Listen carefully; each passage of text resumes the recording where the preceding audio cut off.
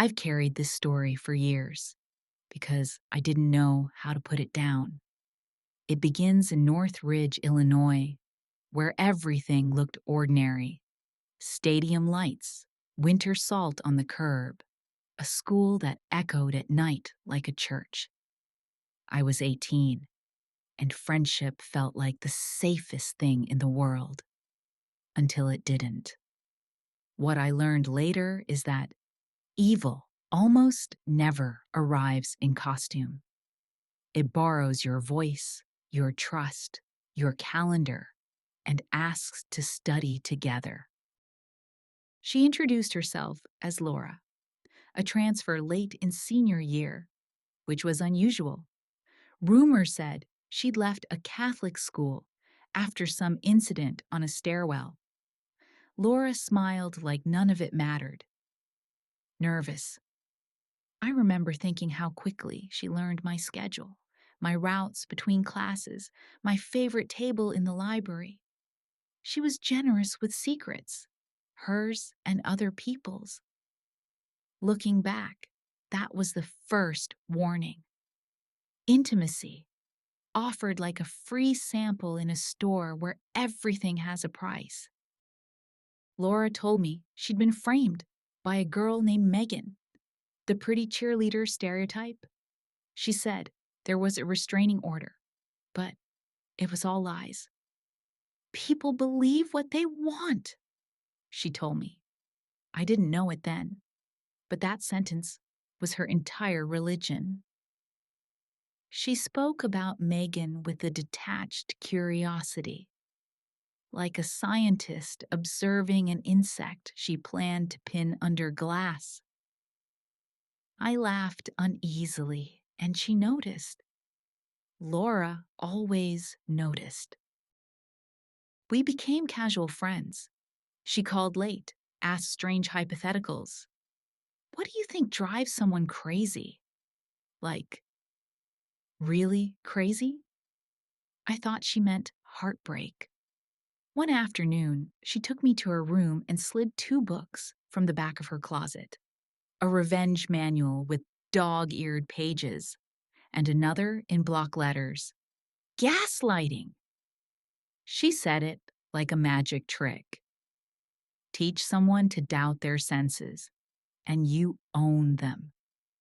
I smiled weakly, stomach dropping through the floorboards. Laura confided her experiment with Megan. She'd befriended her, then planted notes signed by Eric, the boy Megan liked. She had a church friend call Megan, pretending to be him. Payment and favors she mentioned without shame. Plans were made and broken, again and again, until confusion felt like air. She even hid a whisper track on a mixtape. You should kill yourself, then denied hearing it, while her brother shrugged, said Megan was imagining things. I felt sick. When Megan's parents confronted Eric, he was bewildered. He hadn't called, hadn't written. Phone records traced the anonymous calls to Laura's home. There was a public scene at school, whispers down every hall. Laura described all of this like a prank that got too theatrical. The only part that angered her was getting caught. She grinned when she told me most people still thought Megan was crazy. I asked if she felt guilty. She blinked, as if I'd misused the word. After graduation, she fixated on a new boy, Derek. She claimed a secret affair, wild phone calls, stolen hours. Then he shouted at her in public to leave him and his girlfriend alone. He'd traced harassment calls to her number. That night in a bar, I watched her pay a stranger $20 to call another woman and recite a script Laura wrote. The caller laughed. Laura laughed. The ice in my glass cracked like a bone. I started taking space. Laura called less. Months later, rumors crawled back. An overlook outside town, Tara and Laura meeting to talk. Tara said Laura tried to push her. 100 feet of empty air. Laura said she was high, lost balance, grabbed Tara to steady herself. Accident, misunderstanding, always the same two words. The police shrugged. The truth slid between fingers. I told myself it couldn't be real, that this was small town theater, not murder rehearsals. I tried not to be her friend anymore, but loneliness has a long echo. She called to say she was moving. New career, new city. I felt relief. I thought distance saves people. It doesn't. It only stretches the tether. When she returned a year later, she was all sharp hair and new music, and a word I wasn't ready to hear from her mouth. Heroin. She said it felt amazing. She said she could control it. Control was her favorite myth. She said she'd fallen in love with Eric. Not the schoolboy. We were older now. This was someone from her new scene. She bragged he'd taught her heroin, punk shows, late-night rooftops. I nodded and felt small. She insisted on buying a cell phone in my town with my area code, listing Eric as primary. I warned her about roaming charges. She told me she'd done the research. When I called the number later, the voicemail wasn't hers. It was a man. She phoned back, chirping that she'd run into a different guy named Eric who'd borrowed the phone. Same name, same day. Lucky coincidence, she said, laughing too brightly. My scalp prickled. Coincidence was another myth she loved. I tucked the unease into a drawer and closed it gently. A summer later, her calls were slurred, tearful. She said Eric had moved to Chicago, that his ex had gone crazy, that everything needed to be secret or someone might die. We fought about the secrecy. I told her it sounded like make-believe. She accused me of not understanding love. I told her to leave my apartment. She did. Months later, her mother called me from Easton, Tennessee. Laura had overdosed but survived, did rehab, was fragile. Would I drive with her to Graybridge, Minnesota to collect her things? I said yes. I still believed good intentions could outmuscle bad patterns. Laura picked me up and insisted we stop first at a bar from the old days. A woman walked in. Laura hugged her and cried, repeating, "It was an accident." The woman forgave her, but refused friendship. Laura pressed a number into her palm, said it was her ex's new cell. In case you ever want to try again. I watched the woman's hand close around a number, like a seed you're afraid to plant. In Graybridge, one of Laura's old roommates met us at the door and told the truth plainly. Laura had nearly killed their other roommate. A dose. Then, no breathing. A 911 call. Laura hung up. Another call from neighbors saved her life. The girl lived. Barely. Laura called it heroin psychosis, a hallucination, an accident. The roommate called it what it was, attempted murder. I sat on a second-hand couch and felt the floor tilt. The roommate described Laura preparing multiple syringes, lying about the first girl enjoying it, staging a fake conversation with a body that wasn't breathing. When the second roommate tried to dial 911, Laura grabbed the phone. Control, always control.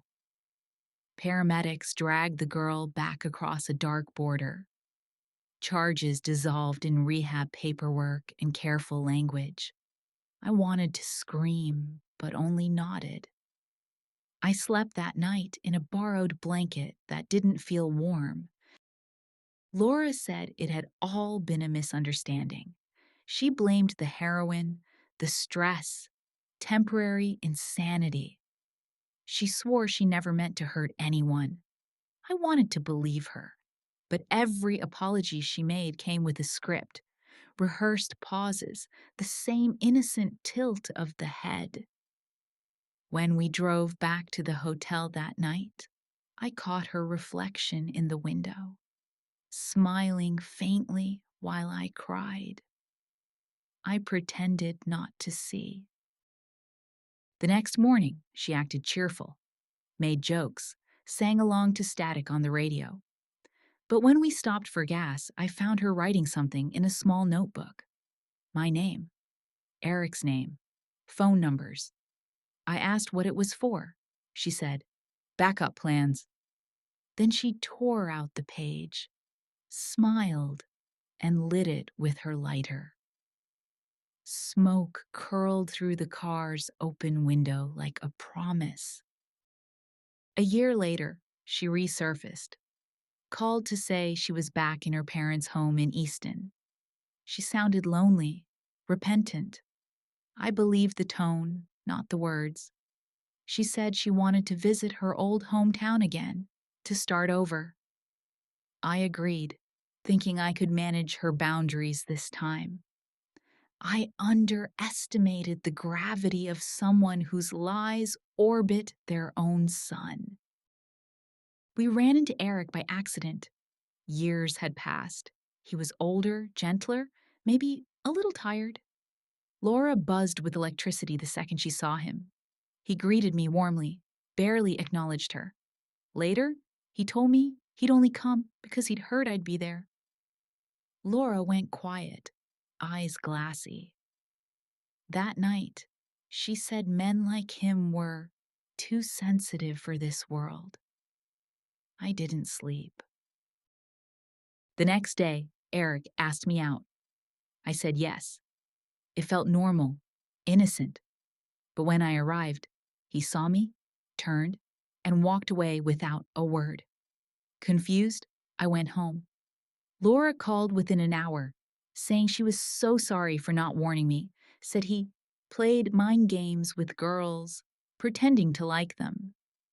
I heard satisfaction under the sympathy. A week later, my student loan cleared. I decided to move, start fresh, finish school. I didn't tell many people. Somehow, Laura still knew. She called saying she had a surprise. She asked me to promise not to tell anyone she was visiting. I laughed it off. She didn't. Her voice hardened. "Promise me." So I did. And something in that silence afterward made my ribs feel too tight. She arrived the next afternoon, carrying a large purse. Before saying hello, she asked, "You didn't tell anyone I was coming, right?" I hesitated, said my mom and best friend knew. Her jaw tightened. She muttered, "Then forget it," and locked something in her glove compartment. She stayed the night but barely spoke. The air felt like glass about to crack. 2 weeks later, she appeared unannounced. 8-hour drive, no warning. I was on the phone when she knocked. When I opened the door, she had one hand in her purse. She looked up, startled, pulled out something purple, then froze when she saw the phone at my ear. Later, she said it was a gun. Just checking the safety. Revolvers don't have safeties. That detail took me years to remember. She drank, cried, talked about a musician she wanted. "He has a girlfriend, but he's meant for me," she whispered. Then she asked how I'd made Eric fall for me. I told her he hadn't. She called me a liar, eyes glassy with something raw and desperate. When she finally left, it was after midnight. Headlights cutting through fog like a slow retreat from reality. Days later, anonymous calls began. Each time, a different voice screamed at me, "What did you do to Eric?" Another night, two male voices promised to end it. Then, silence. I traced it back in my mind and realized only one person had ever had all my numbers: Laura. The next call, she was on the line herself. "You heard him," she said flatly. "I'm protecting him now." I asked what she was talking about. She said Eric hated me, that I was making him say things to hurt her. Her voice trembled with conviction. She said they'd been together for years, that every girl he dated was pretend. "He talks to me through signs," she insisted. I felt my pulse pounding in my ears. There was no reasoning left in her, only delusion polished into belief. She said I was stealing his thoughts, making him forget who he loved. "I won't let anyone hurt him," she repeated. I told her never to contact me again. When I hung up, I realized my hands were shaking so hard I couldn't put the phone down. I thought of the revolver, the overdose, the ledge, patterns looping like old film reels. I knew she would come. I tried calling Eric. The line was disconnected. Then I remembered that other number, the one from the cell phone she'd bought years earlier. I dialed. The voicemail wasn't Eric's anymore. It was mine, my own recorded greeting, playing back at me from some unseen place. My mouth went dry. That's when I understood. She'd done it again. She'd recorded my voice. She had used my recording to fool Eric, just like she'd used fake calls years before. He thought he'd been speaking to me. She'd been intercepting everything, guarding her fantasy, rewriting the world so her delusions stayed intact. I imagined the girl in Graybridge who never woke up, Tara on the ledge, Megan's whispers from a cassette. It was all one story told in different bodies. The next evening she came back, screaming outside my door to let her in. I stayed silent, heart hammering. Then her tone changed, soft, broken. "He's dead," she said. "Eric's dead." And she walked away. Later, my parents said people kept calling their house, repeating the same thing. I never found out if it was true, only that I never heard from Eric again. I called the police in Northridge. They said if she came again, they could arrest her for intimidation, but not for anything that had already happened.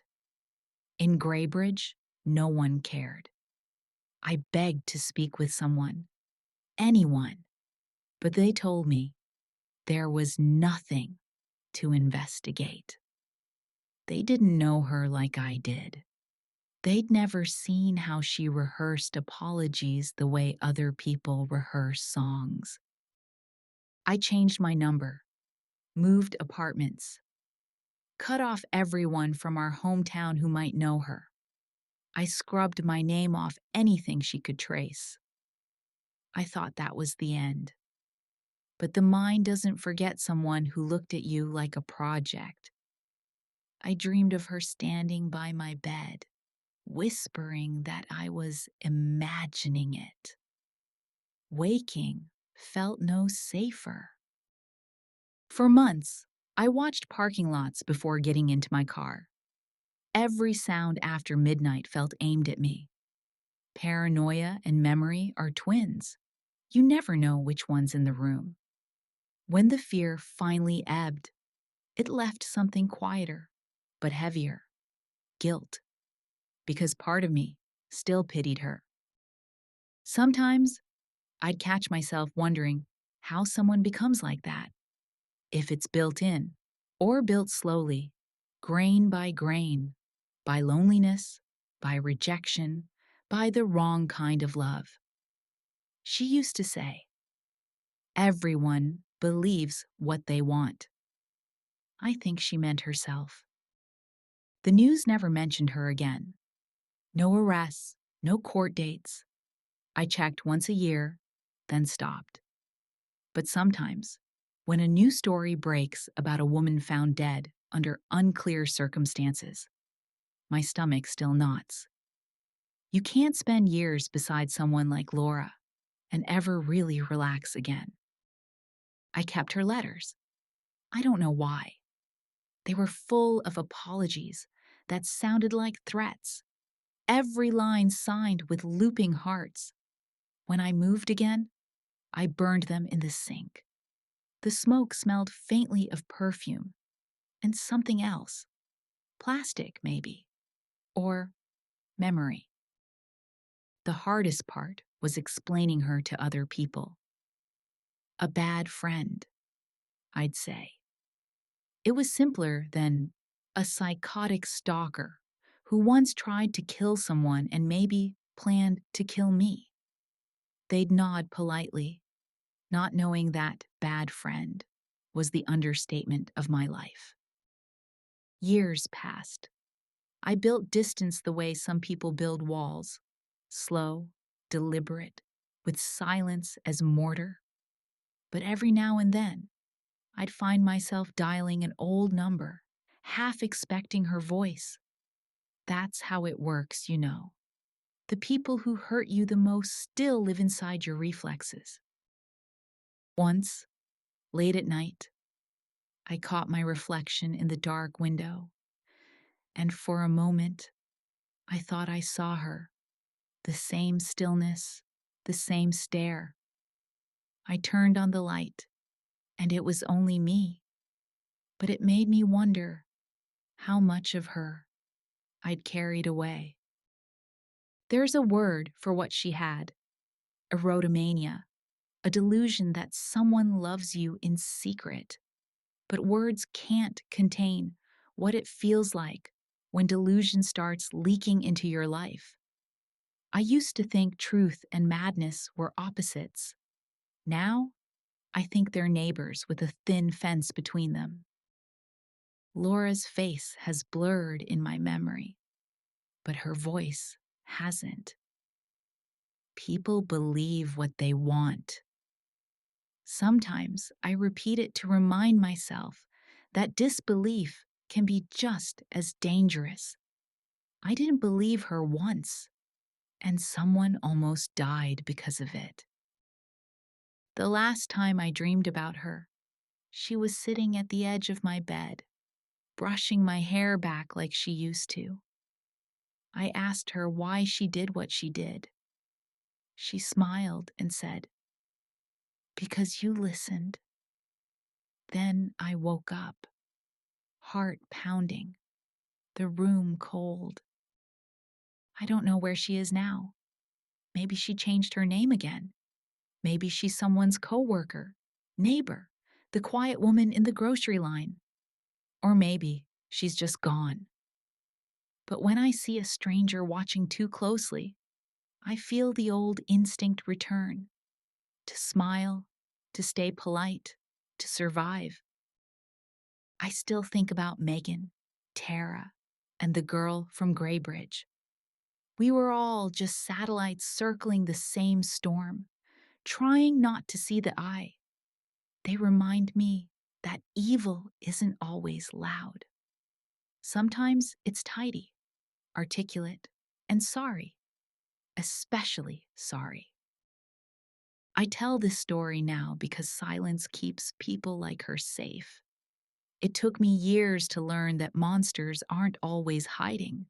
They're waiting for someone to believe them. I believed her once, and it almost killed me. If you ever meet a Laura in your life, just don't.